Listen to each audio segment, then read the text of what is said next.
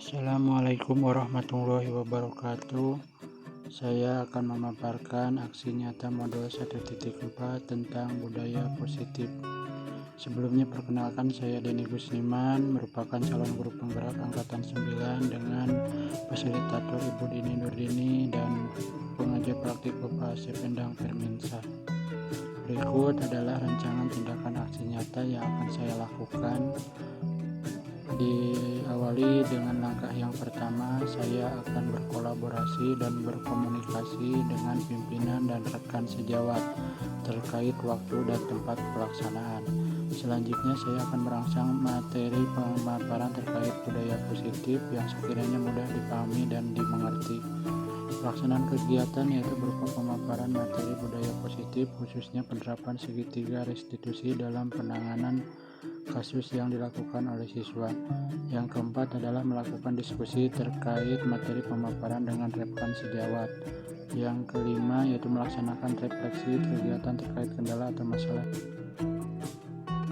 Berikut dokumentasi pelaksanaan langkah-langkah aksi nyata di kegiatan di sekolah. Yang pertama, berkoordinasi dengan pimpinan sekolah terkait izin, dan selanjutnya adalah berkolaborasi dengan rekan sejawat untuk menyusun waktu pelaksanaan dan ruangan pelaksanaan diseminasi. Yang selanjutnya adalah menyusun rancangan aksi nyata. Pelaksanaan aksi nyata dilaksanakan sesuai jadwal yang sudah dirancang. Berikut videonya. Pertanyaannya Bapak Ibu, supaya yang volunteer waktos. Bismillahirrahmanirrahim. Assalamualaikum warahmatullahi wabarakatuh. Waalaikumsalam warahmatullahi wabarakatuh. Terima kasih kepada Bapak Ibu yang sudah hadir mengikuti kegiatan hari ini. Sebelumnya mohon maaf saya ganggu waktunya, waktu kegiatan pembelajaran di kelasnya.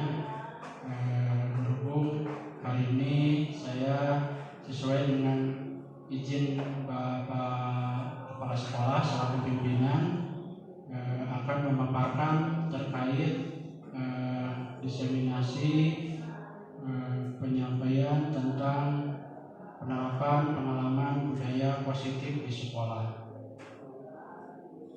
Sebelumnya, sebelum kita melaksanakan pemaparan, saya mau mencoba kita briefing dulu ya Bapak Ibu. Mudah-mudahan ini tidak bisa dipencet ya. Oh jadi.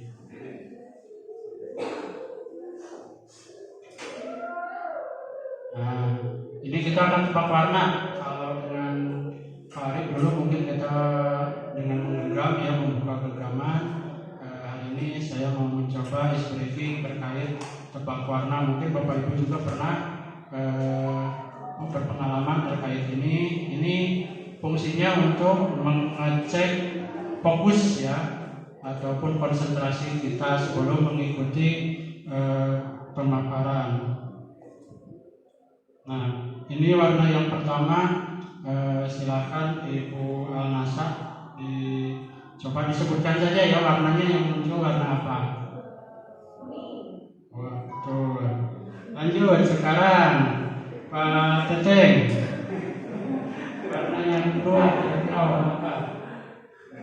Merah. Warna merah ya. Tuh. Itu warna merah yang kedua. Selanjutnya Pak Fauji, ini ya, lebih cepat lebih baik ya. Ini untuk menguji konsentrasi dan respon. Hitam. Wah, betul. Nah, sekarang lanjut kita Ibu Dewi. Biru. Ibu Maki. Hijau. Nah, hijau. Pak Nasrul.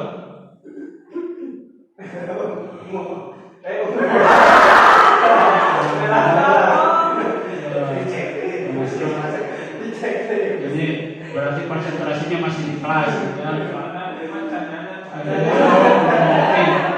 Silakan ngopi dulu ya. Ini sekarang Pak Arif kita coba. Biru. Nah ini sesuai ya biru. Nah ini yang terakhir. Ini tantangannya lumayan. Bu Nana dan Bu Melati ya yang belum ya. Nah ini silakan.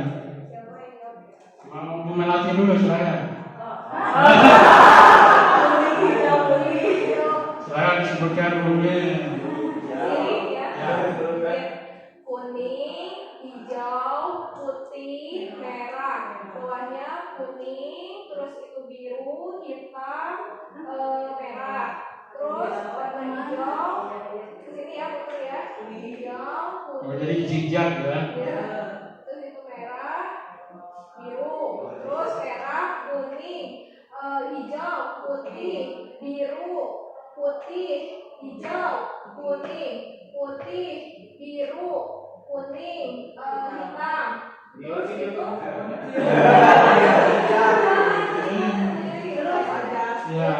ada kuning, biru, terus merah, kuning, terus bawahnya yang masih kuning, tulisannya kuning, terus yang ke samping hijau, tulisan merah, terus hitam itu tulisannya, tapi isinya kuning, terus hitam, merah, kuning, biru, hitam. Nah, Ya, bagus ya. Terima kasih. Bagaimana? Silakan. Kalau bisa lebih cepat ya. bawah. Kuning, merah, hijau, putih, biru, hitam, kuning, hitam, merah, hijau,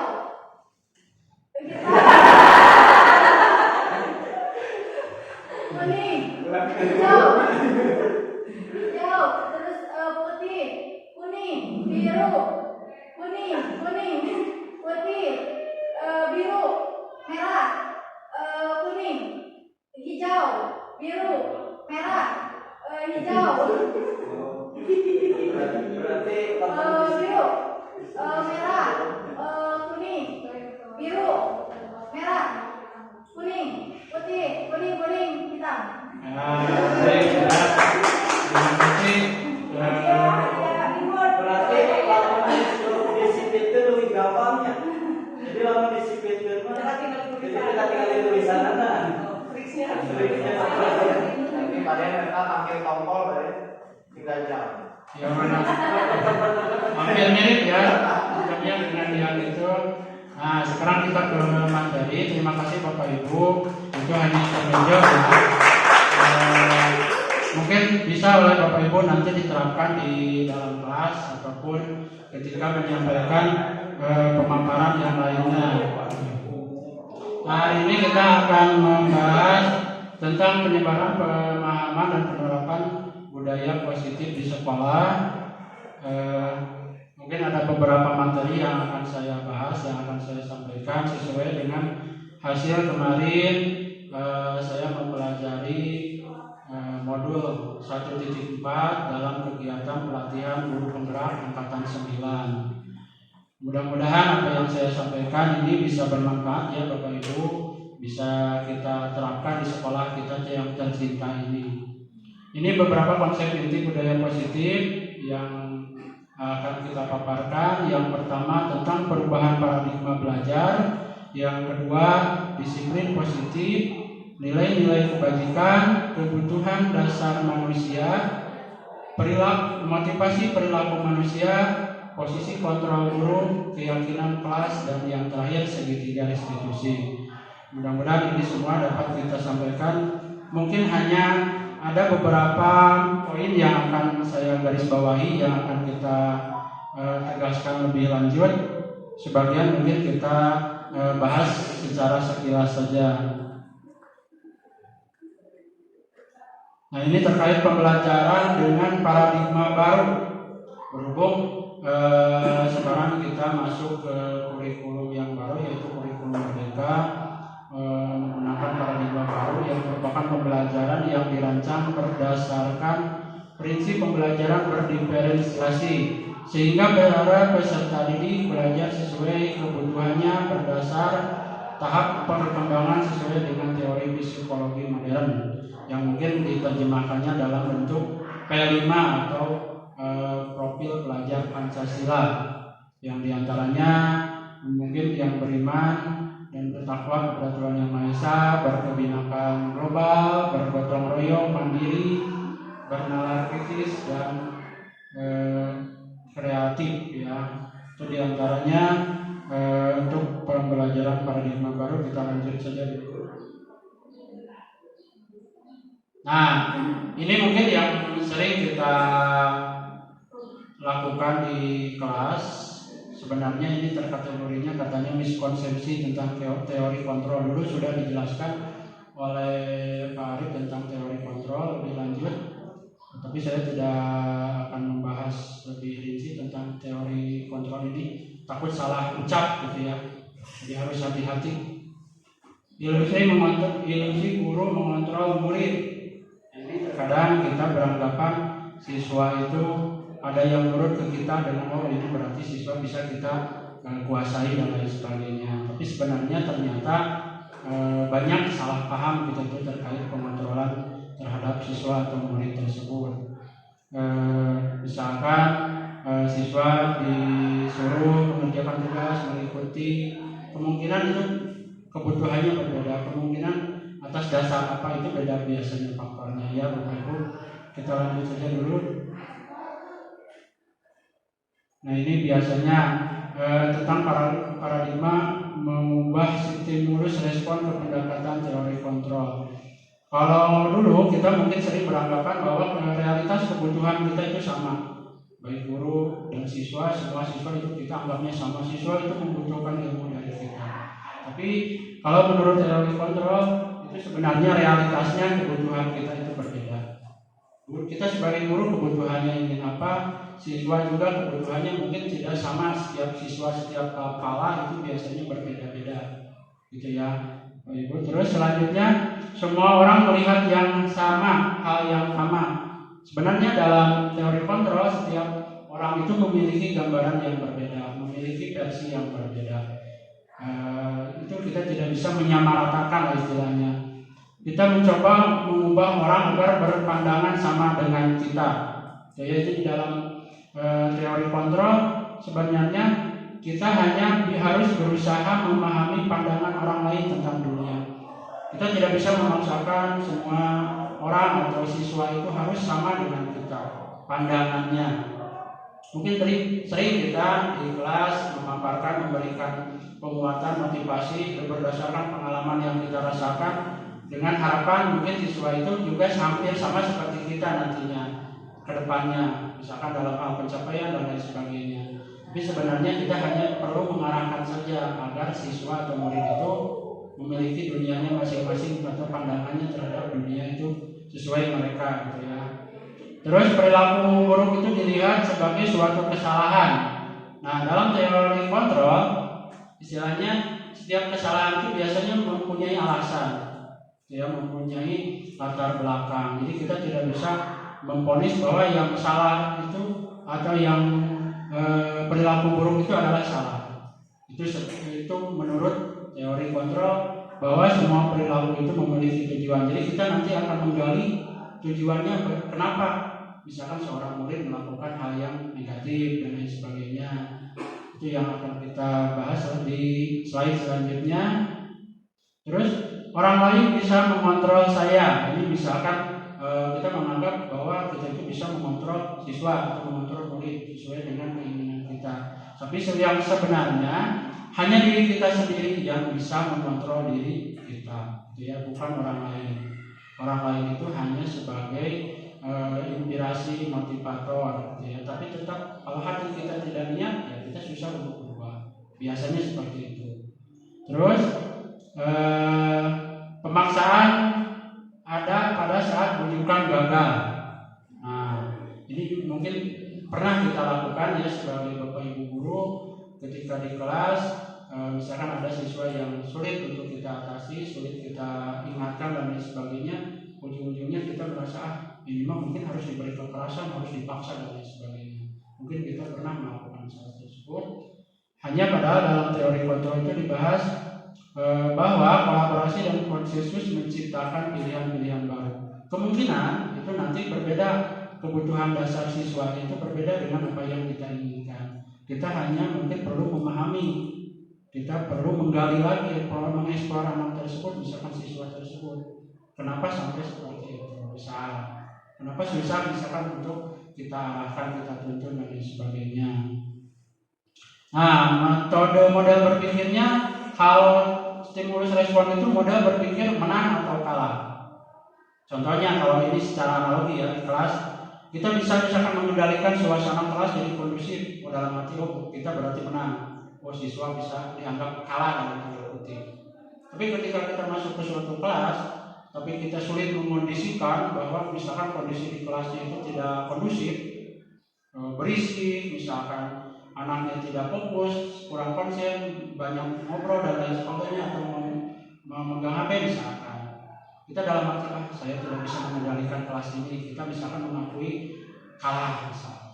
Nah, dalam teori kontrol sistemnya kita harus berpikir menang-menang. Artinya kita tenang, kita merasa menang, kita merasa sesuai ya, sesuai nyaman, hasilnya di kelas siswa juga nyaman.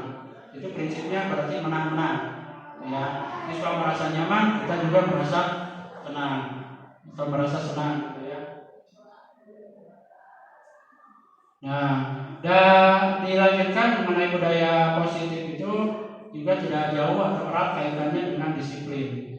Ada istilah disiplin positif dalam pembelajaran yang saya pelajari di modul 1.4.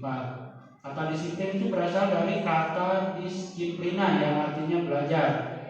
Jadi disiplin itu mengacu pada disiplin diri yang memiliki tanggung jawab. Jadi intinya gini, yang saya pahami kemarin di modul, bahwa sebenarnya disiplin itu sudah ada dalam diri masing-masing. Gitu ya. Jadi disiplin itu sebenarnya tidak bisa datang dari luar. Kita sudah punya, hanya kadang kita sendiri sulit mengendalikan itu. Gitu ya. Model, saya besok mau bangun jam 5 pagi misal. Dia sudah menanamkan disiplin diri, tapi pas waktunya ternyata ada saja kendalanya. Itu yang malas ngantuk atau memang ada gangguan lain dan lain sebagainya. Nah, biasanya akan dibutuhkan nanti disiplin dari luar. Adanya aturan itu biasanya datangnya terbitnya gara-gara ketika orang-orang tidak bisa mendisiplin secara diri sendiri. Nah, disiplin positif merupakan salah satu cara penerapan disiplin yang bertujuan menumbuhkan kesadaran, memperdayakan peserta didik tanpa imbalan, reward, ancaman atau hukuman. Jadi intinya disiplin positif itu ketika rasa disiplin siswa itu datang dari diri mereka sendiri. Hari ini jam 7 harus sekolah, siswa datang. Tanpa kita embel-embel dengan ancaman, tanpa adanya sanksi dan lain sebagainya, mereka sadar dengan sendirinya. Itu namanya disiplin positif.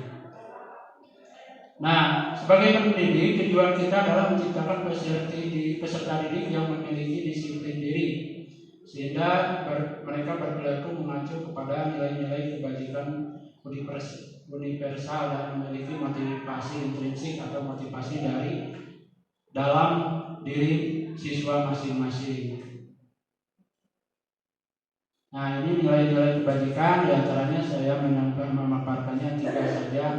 Beberapa institusi atau organisasi mempunyai biasanya nilai-nilai kebijakan yang sekarang kita mulai diterapkan di lembaga pendidikan atau di dunia pendidikan adalah profil pelajar Pancasila. Di antaranya beriman dan bertakwa kepada Tuhan Yang Maha Esa, terus juga berakhlak mulia, berkebinekaan global, bergotong royong, mandiri, kreatif, dan bernalar kritis. Itu salah satu mungkin nilai-nilai kebajikan yang seyogyanya diharapkan ketika seorang siswa lulus dari sekolah ini minimal mempunyai nilai-nilai seperti ini. Itu mungkin bisa lagi ada tambahan lain, misalkan nilai-nilai yang lainnya, misalkan inovatif atau misalkan bertanggung jawab dan lain sebagainya. Itu lebih baik lagi kalau misalkan siswa punya nilai-nilai lebih dari yang disampaikan atau yang dicatatkan di profil pelajar Pancasila ini. Ini untuk organisasi yang lain, toleransi, rasa hormat, integritas, mandiri, antusias, empati. Intinya nilainya seperti itu. Keterampilan hidup misalkan dapat dipercaya, lurus hati, pendengar yang aktif, tidak merendahkan orang lain, dan memberikan yang terbaik dari diri. Nah, itu mudah-mudahannya siswa lulusannya seperti itu. Ya, Bapak Ibu, dalam pembelajaran paradigma baru tersebut. Nah, sekarang kita lanjut ke kebutuhan dasar manusia. Kebutuhan dasar manusia adalah segala sesuatu yang kita lakukan untuk mendapatkan apa yang kita inginkan. Jadi seluruh tindakan yang kita lakukan itu biasanya memiliki tujuan. Dengan semua usaha yang terbaik yang kita lakukan adalah dalam rangka memenuhi kebutuhan dasar. Setiap orang pasti mempunyai kebutuhan dasar, ya. Keinginan yang ingin dipenuhi atau ingin dicapai. Nah, ini mungkin 5 kebutuhan dasar manusia. Yang dasar gitu ya, mungkin Bapak Ibu bisa saja lebih dari ini, kebutuhannya lebih banyak lagi, tapi yang dasar secara umum seperti ini. Ini menurut para ahli. Yang pertama, manusia itu butuh bertahan hidup. Ya, misalkan di indikatornya ketika kita butuh bertahan hidup itu apa? Kita butuh makanan, ya. Kita butuh pakaian, tempat tinggal, keamanan dan kesehatan. Itu salah satu ciri-ciri ketika kita membutuhkan kebutuhan bertahan hidup. Contohnya, kalau kita misalkan kurang mendapatkan pasokan makanan, ya kita biasanya akan mencari misalkan makanan yang lebih baik lagi. Ketika misalkan kita kurang mendapatkan perlindungan, misalkan dalam tempat tinggal dan lain sebagainya kurang nyaman, kita mungkin akan berpikir bagaimana caranya membuat tempat tinggal kita itu senyaman mungkin. Seperti itu. Itu memang kebutuhan dasar kita. Terus kasih sayang dan rasa diterima, dipedulikan, berbagi, kerjasama menjadi bagian dalam kelompok. Jadi dulu saya pernah mengutip mendengar dari sebuah anime ya, yang menyampaikan seperti itu, bahwa bahwasanya seorang manusia itu akan dianggap sudah mati meskipun masih hidup ketika dia tidak dianggap sama sekali. Itu katanya. Karena ini mungkin berkaitan dengan kebutuhan rasa kasih sayang dan rasa diterima. Mungkin banyak di kita yang berlatar belakang, termasuk siswa juga, latar belakangnya banyak yang berkaitan dengan kebutuhan dasar ini. Saya sering bertanya ke siswa, ketika siswa misalkan yang bersifat berperilaku kurang sesuai dengan peraturan, kebanyakan alasannya berkaitan dengan ini. Orang tuanya pisah, gitu kan, orang tuanya sudah tidak ada, atau tidak diurus dengan baik dan lain sebagainya. Ya, banyak yang berbenturan dengan kebutuhannya dengan kebutuhan kasih sayang. Terus kebutuhan penguasaan, misalkan harga diri, keinginan untuk dianggap, memimpin, berprestasi, diakui dan didengar. Nah, ini kebutuhan dasar kita itu tidak bisa kita hilangkan. Setiap manusia ingin misalkan suatu saat atau dalam suatu waktu merasa kita itu diakui, merasa kita itu misalkan mempunyai nilai yang lebih, misalkan kita bisa misalkan minimalnya dalam keluarga kita bisa misalkan memimpin rumah tangga dan lain sebagainya. Karena sesuai kan dalam Al-Quran itu disebutkan hadisnya lupa karena kulukum ro'in, nah itu kan istilahnya kulukum mas'ulun an ro'iyatihi. Setiap orang itu adalah pemimpin istilahnya, gitu kan? Dan setiap pemimpin itu akan diminta pertanggungjawaban, gitu kan? Nah, ini berkaitan dengan teori penguasaan atau kebutuhan dasar penguasaan. Terus kebebasan. Nah, kita juga tidak lupa dan kebutuhan dasar manusia itu ingin bebas. Ingin bebas itu dalam artian kita melakukan segala sesuatu itu tanpa hambatan, tanpa kendala yang berarti. Ya, makanya kalau tidak salah di luar negeri sudah ada pulau yang benar-benar menganut kebebasan sebebas-bebasnya. Bahkan masuk ke daerah tersebut tanpa busana sama sekali, gitu kan. Tapi meskipun sebebas seperti itu, ternyata ketika orang bawa kamera itu dilarang. Berarti kebebasan dalam artian di sini ini relatif sifatnya ya. bukan berarti sebebas-bebasnya. Contohnya ketika kita sekarang dianggapnya merdeka dari penjajahan, tapi di sisi lain juga kita masih banyak hal yang perlu diperbaiki. Tapi karena ini kebutuhan dasar, ketika kita sedikit saja dikekang, diberi peraturan yang ketat, kemungkinan kita akan dalam hati akan memberontak, karena kebutuhan dasar kebebasan kita terganggu. Terus yang terakhir, senangan. Nah, istilahnya kadang ketika kita capek bergelut dengan dunia kerja, kadang kita berpikir ingin healing gitu kan. Orang-orang lain kan biasanya di instansi lain kerja healing, kerja liburan. Nah, ini untuk memenuhi kebutuhan dasar ini. Mungkin kadang kita juga berpikir capek terlalu banyak bekerja. Kita mau kerja tipes misalnya. Ini kebutuhan dasar yang perlu kita penuhi lah. Kalau kelima ini tidak terpenuhi, biasanya akan berdampak kepada kehidupan kita. Nah, sekarang kita lanjut ke motivasi perilaku manusia. Motivasi perilaku itu ada yang dari dalam, ada yang dari luar sumbernya. Misal sumber-sumber dari luar itu yang pertama untuk menghindari ketidaknyamanan atau hukuman. Ini mungkin banyak murid kita yang seperti ini motivasinya. Karena kadang ada yang mereka datang tepat waktu itu supaya tidak dihukum, supaya tidak disanksi, itu untuk menghindari ketidaknyamanan, ya. Atau mengerjakan tugas tepat waktu supaya terjadi remedial dan lain sebagainya, untuk mendapatkan imbalan atau penghargaan dari orang lain. Nah, ini juga bisa jadi motivasi perilaku manusia. Kadang kita masih sering ya menggunakan ketika dalam pembelajaran, ayo siapa yang beres duluan silakan pulang, atau yang misalkan beres duluan silakan atau mendapatkan coklat atau mendapatkan bintang gitu kan. Nah, kadang kita masih seperti itu. Nah, ini motivasinya kalau menurut para ahli itu katanya itu motivasi dari luar. Jadi anak-anak atau siswa itu terbiasa nanti ketika kita tidak memberikan reward, anak-anak nagih, Pak mana coklatnya, Pak mana kerja-kerja. Nah, seperti itu biasanya. Itu karena motivasinya dari luar.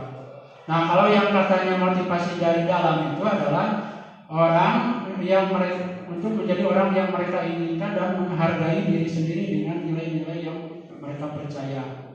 Nah, kalau siswa kita sudah ke tahap yang ini, mereka sadar dengan sendirinya, tidak harus disuruh, tidak harus diancam, tidak harus diberi embel-embel hadiah dan lain sebagainya.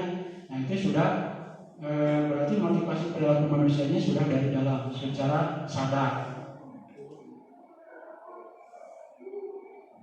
Nah, ada beberapa perbedaan terkait dalam penerapan ataupun tindakan ketika kita melaksanakan penerapan disiplin di sekolah ataupun di kelas.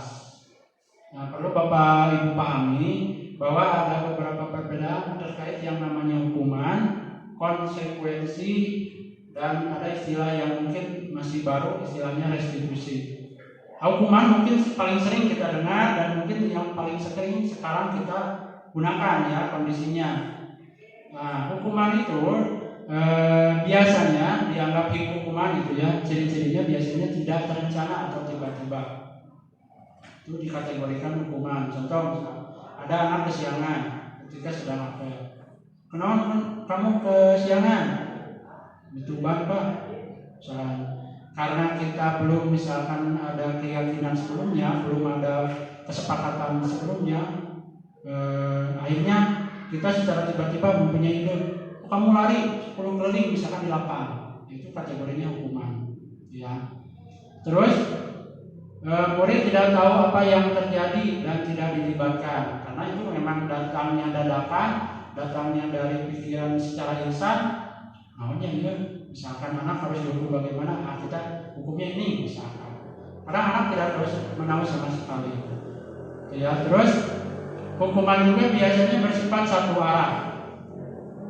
Jadi hanya misalkan kategorinya dari guru ke murid. Jadi murid yang akan menerima hukuman. Terus hukuman itu biasanya kategori hukuman berupa fisik dan psikis. Kalau fisik misalkan push up, lari, bisa itu termasuk fisik ya. Atau kalau psikis itu secara mental diserangnya ya dengan kata-kata. Nah, mungkin kita sebagai pendidik mungkin sudah terhitung. Saya juga kadang kalau berefleksi di rumah, sudah banyak mungkin dosa kita menyampaikan kata-kata yang kurang berkenan kepada siswa. Mungkin siswa di depan kita tidak terlihat berbeda, tapi mungkin di belakang kadang berubah gitu kan. Hanya dari kata-kata itu secara psikis disebutnya. Jadi mentalnya yang kena. Nah, bedanya hukuman dengan konsekuensi adalah kalau konsekuensi itu terencana, disepakati sesuai peraturan. Misal di sekolah kita sudah ada tata tertibnya, itu sudah disosialisasikan, semua siswa sudah tahu, orang tua juga bahkan sudah diinformasikan. Nah, tiba-tiba misalkan ada anak yang melanggar dan lain sebagainya. Nah, kita terapkan konsekuensi yang sesuai tata tertib tersebut. Yaitu disebutnya konsekuensi, bukan hukuman. Terus murid tetap dibuat tidak nyaman. Nah, itu konsekuensi. Maksudnya supaya apa? Supaya murid itu ketika kita melakukan kesalahan, ternyata ada konsekuensinya, ada dampaknya. Jadi mereka berpikir ulang ketika akan melakukan kesalahan seperti itu lagi. Nah, terus yang selanjutnya adalah sikap guru selalu memonitor murid. Kalau konsekuensi seperti itu, jadi kita semua harus berkolaborasi. Tata tertib sudah ada, jadi kita sebagai pemantau atau pengawas tata tertib tersebut sudah dilaksanakan, sudah diikuti dengan baik atau tidak oleh seluruh siswa. Itu harus bersama-sama karena bukan hanya tanggung jawab guru BK atau tanggung jawab wali kelas atau tanggung jawab kesiswaan saja, karena semua warga sekolah harus memantau sesuai dengan tata tertib yang sudah disepakati sebelumnya. Nah, kalau restitusi itu seperti apa? Restitusi biasanya tindak lanjut dari pelanggaran yang dilakukan. Dari misalkan yang namanya hukuman konsekuensi, nah yang disarankan yang terbaik yang menurut pandangan para ahli itu adalah dengan menggunakan sistem restitusi, yaitu proses menciptakan kondisi bagi murid untuk memperbaiki kesalahan dan juga proses kolaboratif yang mengajarkan murid untuk mencari solusi sendiri. Ketika mereka melakukan kesalahan, kita bisa membangkitkan murid itu dengan motivasi dalam diri mereka sendiri untuk memperbaiki kesalahannya. Nah, ini 5 posisi kontrol guru di sekolah. Yang ada guru itu sebagai penghukum. Nah, biasanya kalau guru berposisi sebagai penghukum, ya yang seperti tadi, ketika ada yang musyaman di sini kumpul, lari. Nah, itu bersifatnya penghukum. Atau misalkan bisa juga dengan psikis. Biasanya kalau penghukum itu nadanya tinggi. Kalau dengan ucapan marah-marah, ya tinggi lah, nadanya tinggi. Itu penghukum. Ada juga pembuat rasa bersalah. Kalau pembuat rasa bersalah itu biasanya nadanya tidak terlalu tinggi, tapi kata-katanya tajam, menusuk langsung ke hati. Itu ya, biasanya itu sebenarnya pembuat rasa bersalah. Kamu itu sudah membuat ibu patah hati misalnya. Kamu itu sudah ibu ingatkan berkali-kali. Kamu itu membuat ibu kecewa misalnya. Biasanya seperti itu. Jadi seakan-akan nanti siswa itu merasa bersalah dalam hatinya. Karena berkepanjangan. Nah, ada juga guru yang bertipe teman, berposisi sebagai teman. Ini kalau guru berposisi sebagai teman, biasanya ngobrolnya cenderung lebih akrab dengan siswa, dengan bahasa-bahasa yang cenderung memang bahasa-bahasa yang normal, itu bahasa yang umum, tidak bahasa yang formal ketika ngobrol. Biasanya seperti itu. Ada juga yang guru bersifatnya pemantau.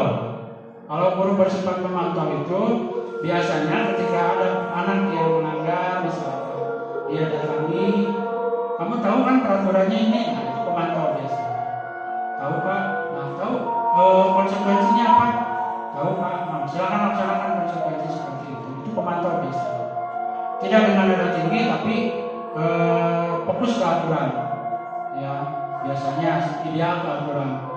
Nah yang selanjutnya ada posisi guru itu sebagai manajer, berposisi sebagai manajer. Jadi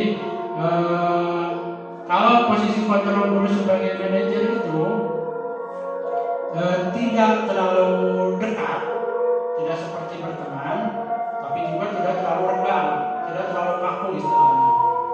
Layaknya ketika kita misalkan ada anak berkumpulan, misalkan ada 3 orang, kenapa kalian melakukan ini? Karena ini Pak, alasannya seperti ini. Biasanya posisi manajer itu cenderung lebih sering memakai tadi tindak lanjutnya, memakai restitusi tadi. Karena kamu sudah mengakui melakukan kesalahan, nah sekarang kamu mau melakukan apa? Itu biasanya, ya.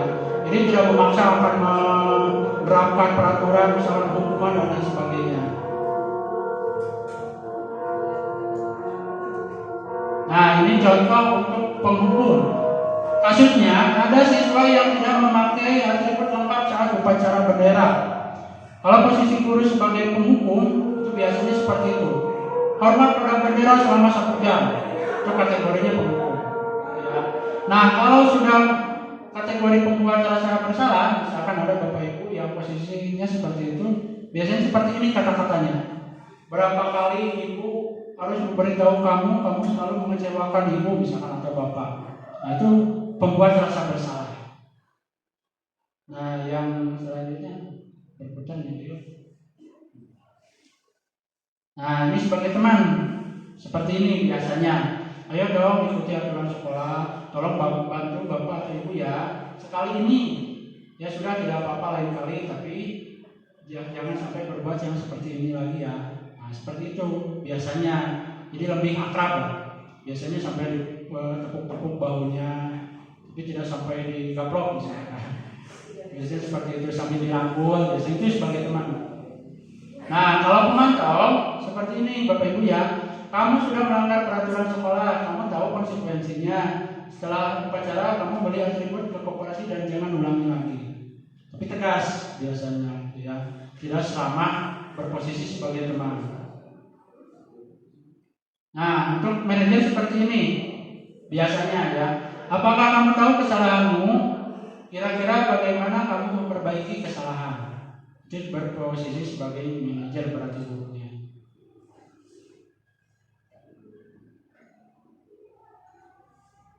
Nah sekarang kita lanjut ke keyakinan kelas. Ini masih berkaitan dengan budaya positif dan juga disiplin positif.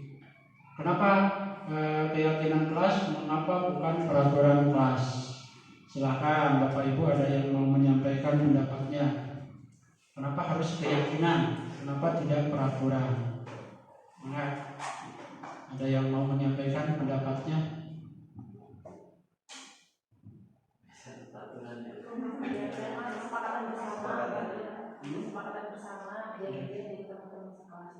Kesepakatan bersama.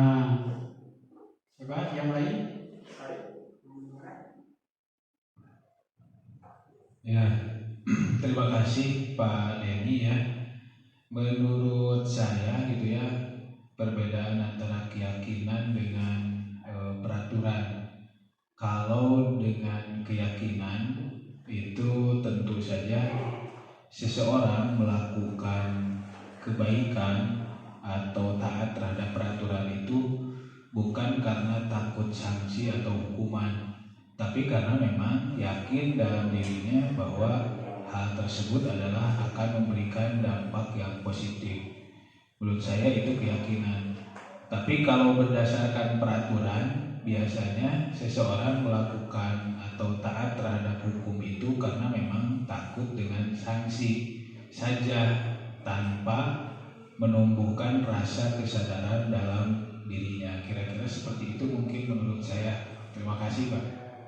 Baik, terima kasih Pak Arif atas penyampaian pendapatnya. Jadi ada perbedaan ya Bapak Ibu terkait keyakinan kelas dan mengapa bukan peraturan kelas.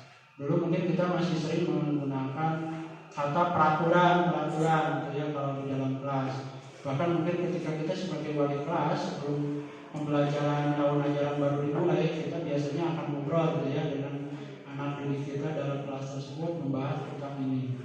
Nah, benar apa yang disampaikan Pak Arif bahwa kalau keyakinan kelas itu kita sudah mensugesti murid dengan kata keyakinan. Ya, jadi mereka munculnya nanti dari dalam diri mereka sendiri motivasi untuk mengikuti yang disepakati bersama seperti tadi apa yang disampaikan oleh Ibu Nasa. Jadi istilahnya keyakinan itu sama kesepakatan bersama, hanya dalam penyampaiannya nanti diterapkannya keyakinan gitu ya, supaya memotivasi secara dalam. Nah, pembentukan keyakinan kelas. Nah, ini mungkin bisa berguna untuk kita, meskipun kita Bapak Ibu sekarang ada yang tidak menjadi wali kelas, tapi setidaknya nanti ketika ada siswa dalam kelas yang kita masuk gitu ya, ketika kita memberi pelajaran ada siswa yang kurang sesuai misalkan, kita bisa menanyakan. Oleh mungkin Bapak Ibu wali kelas nanti sudah menyusun keyakinan kelasnya sesuai, mungkin beda-beda juga tiap kelas itu tidak sama keyakinannya, ada perbedaan meskipun secara umum mungkin sama tujuannya. Kita tinggal nanya nanti ke siswa, apa keyakinan kelas ini. Nah, terus misalkan tidak sesuai dengan keyakinan, nah berarti bagaimana? Nah, ini cara pembentukannya, cara merancang keyakinan kelas itu seperti ini Bapak Ibu ya. Jadi yang pertama bersifat abstrak. Abstrak itu dalam artian tidak berbentuk konkret gitu ya. Keyakinannya misalkan datang tepat waktu ataupun tidak mengganggu teman misalkan, itu kan secara inilah. Terus berupa pernyataan universal secara umum, misalkan kalau universal itu tanggung jawab, jujur, itu kan universal gitu ya. Terus dibuat dalam pernyataan positif. Pernyataan positif ini seperti ini Bapak Ibu, jangan terlambat masuk ke kelas misalkan. Nah, itu ada kata jangan. Kata jangan tidak boleh, dilarang, itu katanya itu kategorinya negatif. Jadi kita kalau bisa dirubah. Nah, datang tepat waktu ke dalam kelas misalkan, atau masuk ke kelas tepat waktu. Nah, seperti itu ya perubahannya. Terus tidak usah banyak tapi mudah diingat. Tidak usah misalkan sampai berpasal-pasal atau berjilid-jilid peraturannya atau keyakinannya. Cukup beberapa poin, misalkan 10 poin saja, tapi mudah diingat oleh siswa karena mencakup keseluruhan. Terus sesuai dengan kondisi kelas dan sekolah sehingga mudah diterapkan. Kita tidak usah jauh-jauh, misalkan peraturan ataupun keyakinannya tinggi atau terlalu jauh jangkauan dengan sekolah kita. Kita sesuai dengan kondisi kelas. Karena biasanya dalam kelas itu punya karakter masing-masing. Tiap jurusan juga punya perbedaan karakter ya. Misalkan di kehutanan, PPLB dan TO itu punya karakter. Misalkan TO yang kebanyakan laki-laki berarti keyakinan kelasnya harus bagaimana. Seperti itu. Terus semua warga sekolah atau warga kelas dilibatkan saat membuat keyakinan kelas. Idealnya seperti ini ya Bapak Ibu. Ketika kita di kelas saja membuat keyakinan, usahakan kalau bisa semua siswa hadir.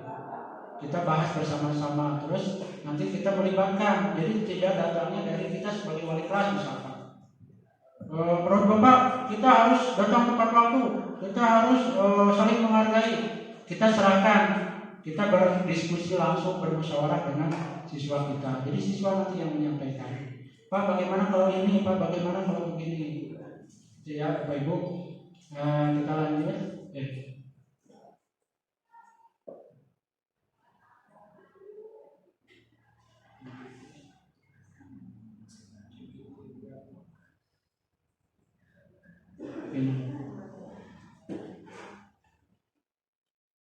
Nah, kita langsung sekarang ke segitiga restitusi. Nah, segitiga restitusi itu berupa tindak lanjut kita yang kita lakukan terhadap siswa atau murid yang dianggap melanggar, ya, yang dianggap tidak sesuai dengan keyakinan kelas yang disepakati. Jadi cara tindak lanjutnya yang ideal gitu ya, yang memang nanti kita tidak sampai misalkan membuat siswa tersinggung, membuat siswa merasa bersalah ataupun down dan lain sebagainya. Kita menggunakan segitiga restitusi disebutnya, yaitu suatu proses dialog yang dijalankan oleh guru agar dapat menghasilkan murid yang mandiri dan bertanggung jawab. Sistemnya segitiga restitusi itu kita mengobrol dengan anak, kita panggil, kita ngobrol dengan anak yang bersangkutan.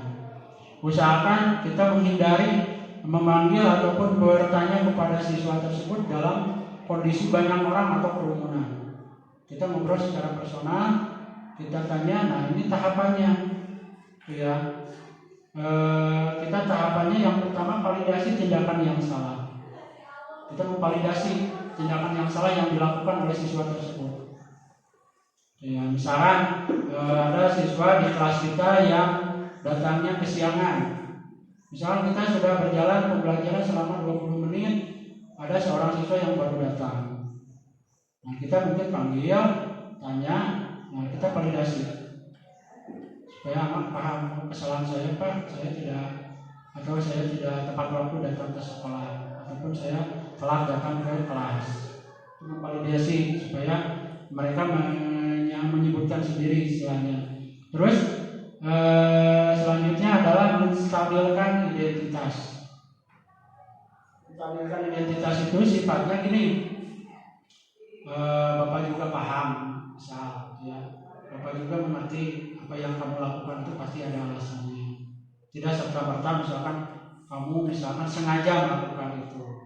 Nah, itu istilahnya. Jadi kita prinsipnya kalau menstabilkan identitas itu, setiap kesalahan itu pasti ada tujuannya, ada alasannya yang dilakukan oleh siswa. Kita berprinsipnya seperti itu. Terus yang terakhir menanyakan keyakinan. Tanyakan keyakinan kelas yang disepakati itu apa. Ya Bapak Ibu. Jadi kalau sudah ditanyakan, saya melanggar keyakinan tentang kedisiplinan Pak, kata siswa. Karena mereka, kalau siswa sudah tahu keyakinan kelas yang dilanggar oleh dia itu adalah tentang kedisiplinan, nah kita tinggal nanya nanti. Berarti konsekuensinya kamu harus bagaimana? Kamu tahu harus apain, harus melakukan apa misalkan seperti itu.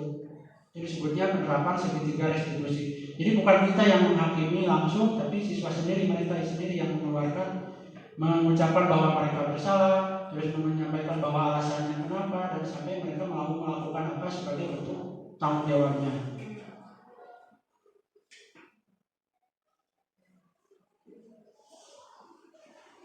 Nah ini istilahnya menstabilkan identitas. Nah jadi berdasarkan prinsip berbuat salah itu wajar, tidak ada manusia yang sempurna. Itu biasanya kata-kata yang kita sampaikan ya Bapak Ibu ketika kita membuat restitusi dalam penyetabilan identitas. Bapak Ibu juga pernah melakukan itu, Bapak juga pernah muda misalnya. Itu dalam rangka kita menstabilkan identitas. Bapak Ibu tidak mau mencari siapa yang salah, tapi mau mencari solusi dari permasalahan ini. Kamu berhak merasa seperti itu bisa, ya Bapak Ibu. Nah ini untuk validasi tindakan yang salah. Kamu pasti punya alasan, misalkan kamu patut bangga karena telah melindungi sesuatu yang penting buat kamu. Atau padahal kamu bisa melakukan yang lebih buruk lagi dari ini sebenarnya. Nah itu memvalidasi tindakan yang salah. Gitu ya. Kita lanjut. Nah, untuk menanyakan keyakinan di tahap yang terakhir itu apa yang keyakinan kelas yang kita sepakati, nilai-nilai apa yang telah disepakati. Kamu ingin menjadi orang yang seperti apa? Ya. Itu kadang kalau kita menyampaikan ini dalam kelas, tapi kadang kita tidak sadar. Mungkin Bapak Ibu juga sering ya melakukan yang hal yang seperti ini. Ya istilahnya dikategorikan segitiga restitusi itu. Hanya mungkin kita belum terlalu paham istilahnya seperti apa. Ini sering kita lakukan, tapi kurang kita sadari. Nah mudah-mudahan mungkin dengan materi ini Bapak Ibu bisa lebih paham lagi. Nah, sekarang kita sampai ke penutup ya Bapak Ibu, bahwa dalam penerapan program disiplin positif hendaknya guru memiliki standar kepribadian profesional dan sosial yang baik. Guru mampu merefleksikan dirinya dalam posisi kontrol saat ini.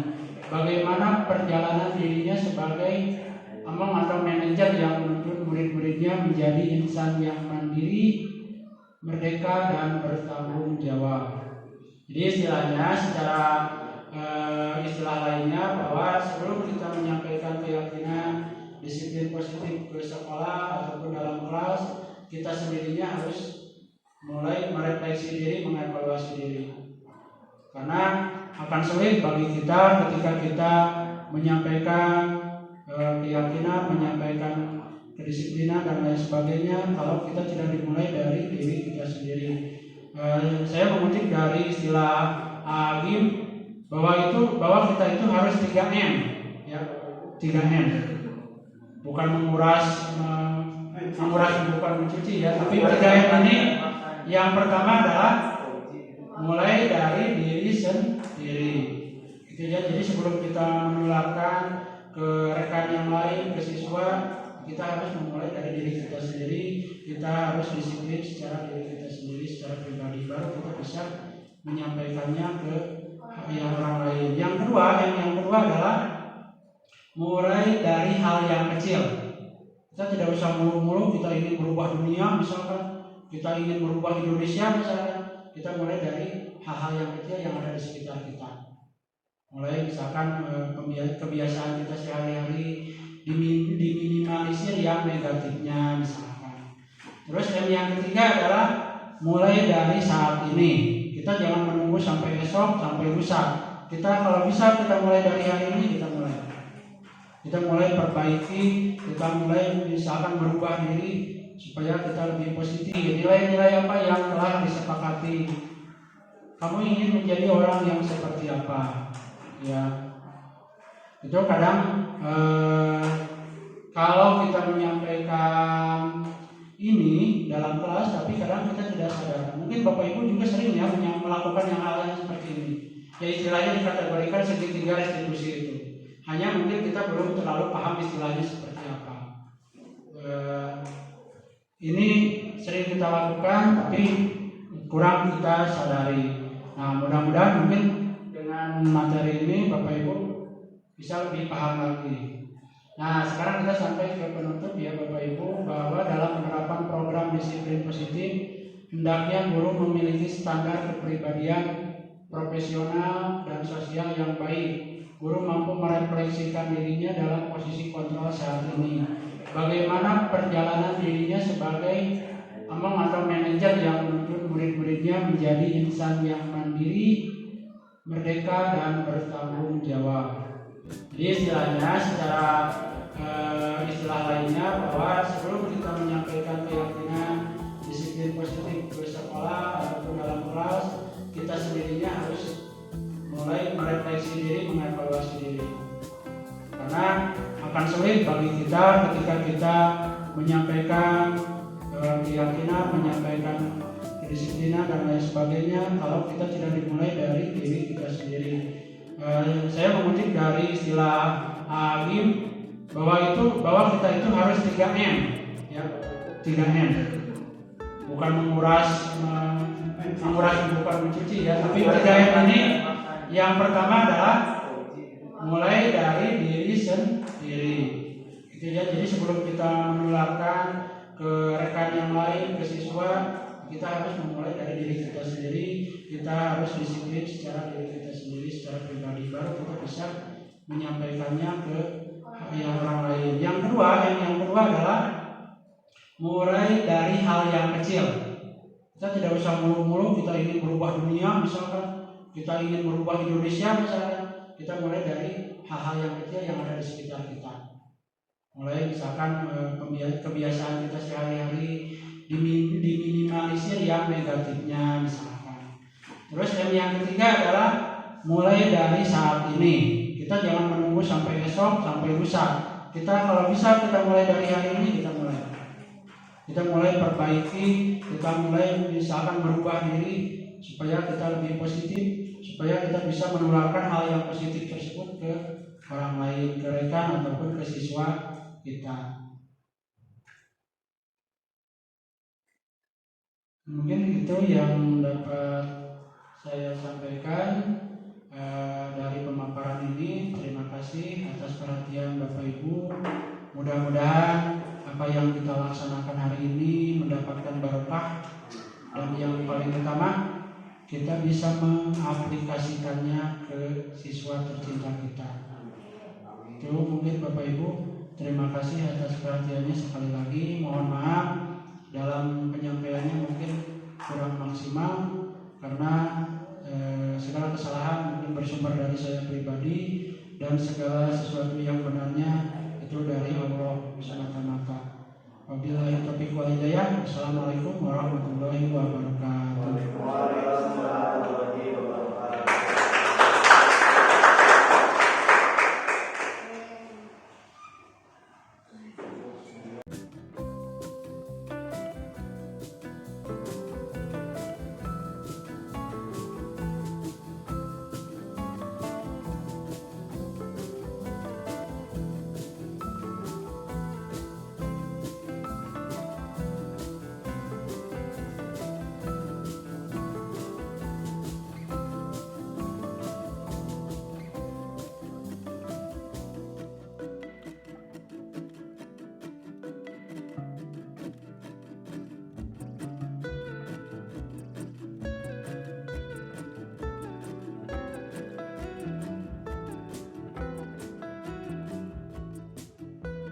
Assalamualaikum warahmatullahi wabarakatuh. Perkenalkan, saya Randa Pausa dari kelas 12 OTKPA SMKN 1 Pasir Kuda, Cianjur. Saya ingin menyampaikan hasil diseminasi yang sudah dipaparkan oleh Bapak Denny Gusniman terkait budaya positif di sekolah dan penerapan disiplin positif dengan menyusun keyakinan kelas serta menerapkan segitiga restitusi dalam tindak lanjut kasus siswa. Pemaparan ini berdampak positif bagi sekolah kami, ditandai dengan mulai meningkatnya kedisiplinan serta pembiasaan positif di sekolah. Meskipun hasilnya belum sepenuhnya bisa diterapkan secara optimal, namun seiring waktu, mudah-mudahan sekolah kami yang tercinta ini semakin meningkat lebih baik lagi dalam kedisiplinan dan perilaku setiap siswanya. Demikian yang dapat saya sampaikan. Terima kasih kepada Bapak Denny Gusniman yang telah mengikuti pendidikan guru penggerak angkatan 9. Semoga selalu diberi kelancaran dan keberkahan. Amin. Wassalamualaikum warahmatullahi wabarakatuh.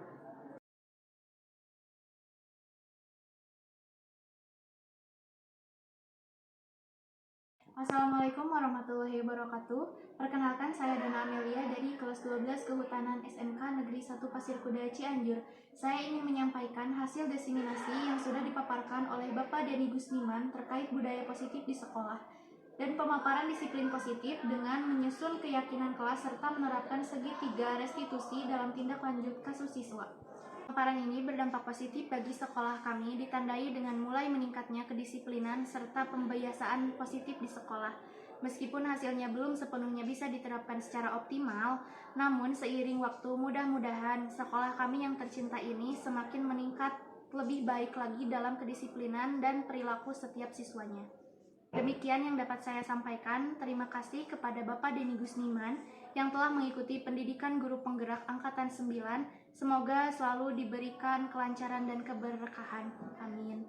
Wassalamualaikum warahmatullahi wabarakatuh.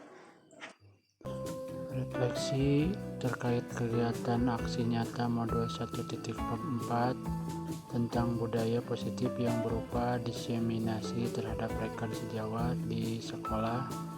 Alhamdulillah berjalan dengan lancar tanpa kendala berarti, namun tetap masih ada beberapa hal yang perlu diperbaiki. Semoga kedepannya bisa lebih baik lagi. Demikian penyampaian aksi nyata modul 1.4 yang sudah saya laksanakan. Mudah-mudahan bisa bermanfaat. Terima kasih kepada Ibu Fasilitator dan juga Bapak pengajar praktik yang sudah mempersamai saya dan mendampingi saya selama kegiatan. Guru bergerak, tergerak, bergerak, dan menggerakkan. Wassalamualaikum warahmatullahi wabarakatuh.